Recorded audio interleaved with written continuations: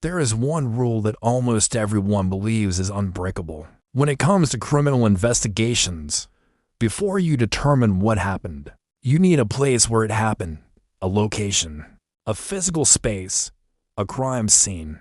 It's where timelines begin, where evidence anchors reality, where assumptions are tested against something tangible. Without it, everything else is supposed to fall apart.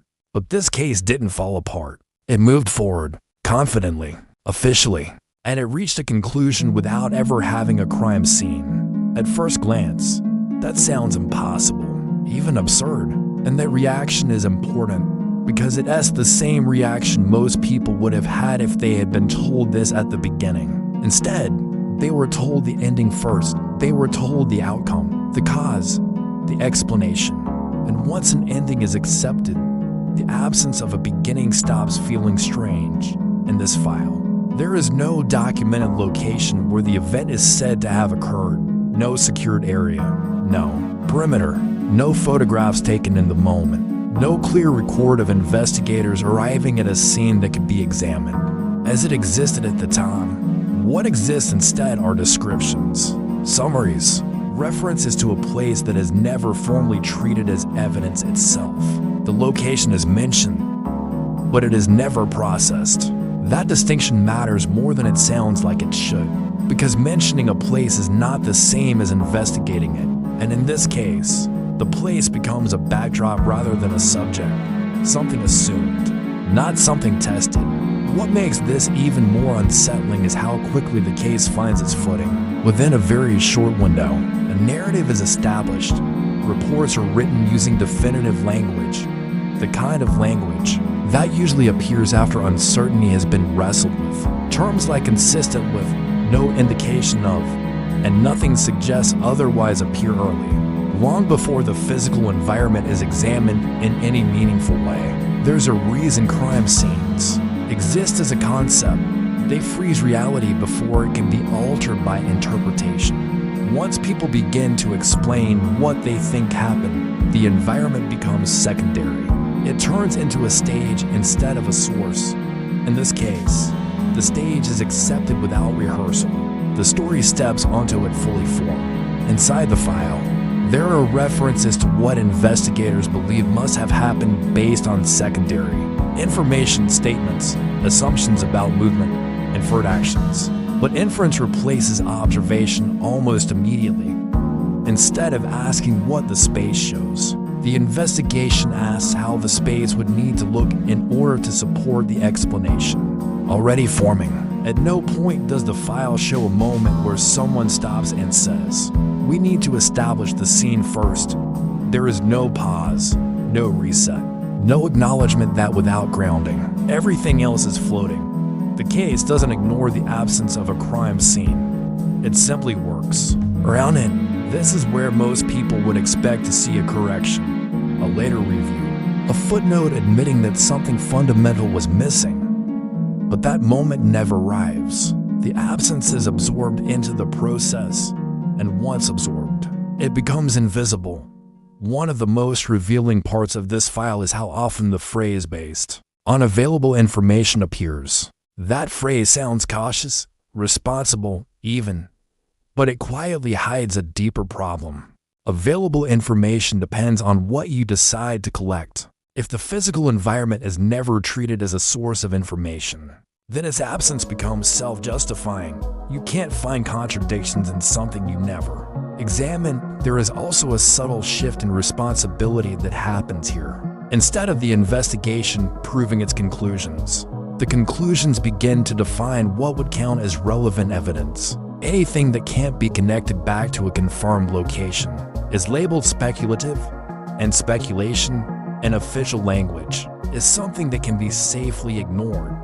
What's striking is that no one explicitly states that a crime scene was unnecessary. No one openly argues against it.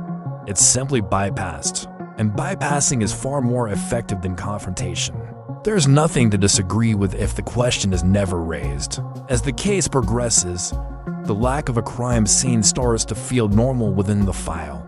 The reader is guided away from noticing it. Attention is directed toward timelines, personal histories, and abstract reconstructions. The physical world fades into the background, and with it, the possibility of discovering something unexpected. This is where investigations quietly become stories instead of inquiries. Stories don't need locations, they need coherence, and coherence can exist without verification, as long as each part supports the next. In this case, coherence is achieved early, and once achieved, it becomes something that must be protected. The most dangerous part of all this isn't that the case lacks a crime scene. It's that the case doesn't seem to miss it. The system adapts, language adapts, procedures adapt, and what should have been a glaring absence becomes just another detail people stop looking for. At this point in the file, the conclusion hasn't been formally announced yet, but it's already there, taking shape beneath the surface. The groundwork has been laid, the environment has been sidelined, and the investigation is moving forward as if nothing essential was lost. Once the investigation reaches this stage, something subtle but irreversible has already happened. The absence of a crime scene is no longer a gap.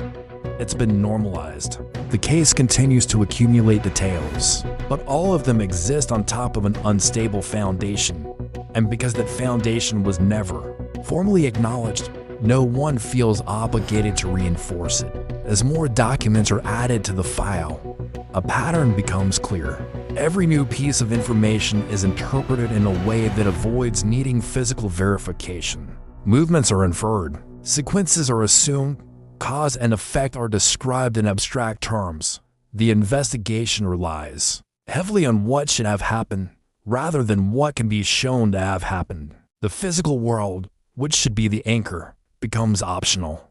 There is a moment where this approach quietly locks itself in. A report references earlier conclusions as established fact. Those conclusions, in turn, were based on earlier assumptions, none of which were tested against a preserved environment.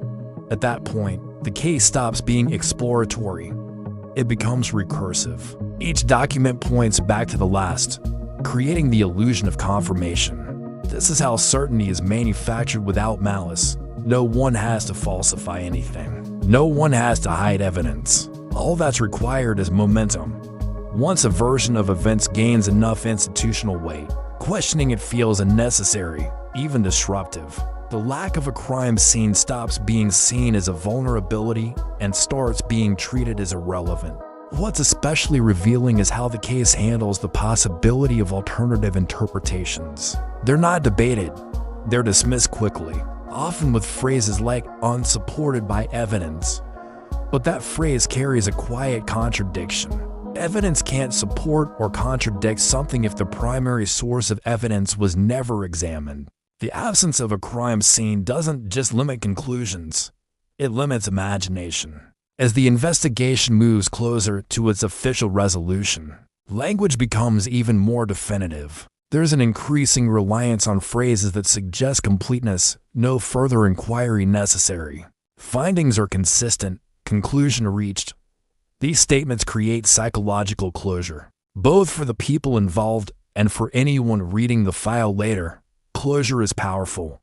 It discourages revisiting earlier decisions. By the time the final determination is made, the structure of the case is no longer flexible. Reintroducing the need for a crime scene would mean reopening everything. It would mean admitting that the process moved forward without something essential, and systems are far more comfortable defending a weak foundation than rebuilding it. The official conclusion is delivered calmly, without drama.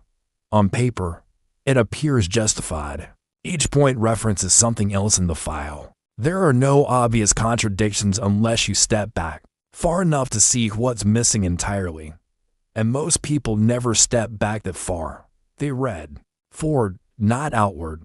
What this case exposes isn't a failure of intelligence or effort. It exposes a failure of sequence. The investigation didn't ask the wrong questions. It asked them in the wrong order. Instead of starting with the physical reality and building upward, it started with an explanation and worked backward, adjusting reality to fit. This reversal is easy to miss because it feels efficient. It feels practical, especially when there's pressure to resolve, to conclude, to move on. But efficiency and accuracy are not the same thing. And when accuracy is compromised early, everything built on top of it inherits the compromise. The most unsettling realization comes when you understand that nothing in the system forces a correction.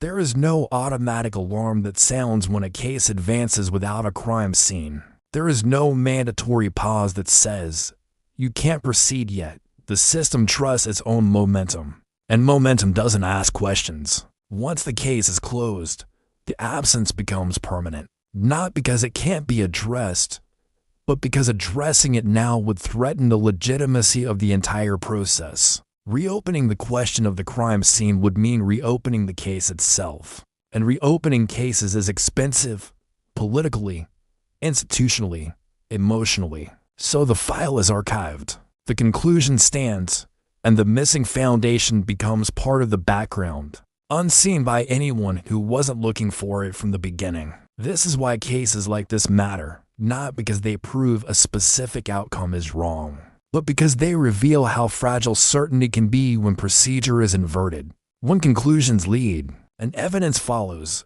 the investigation becomes a formality rather than a search. A crime scene isn't just a location, it's a checkpoint.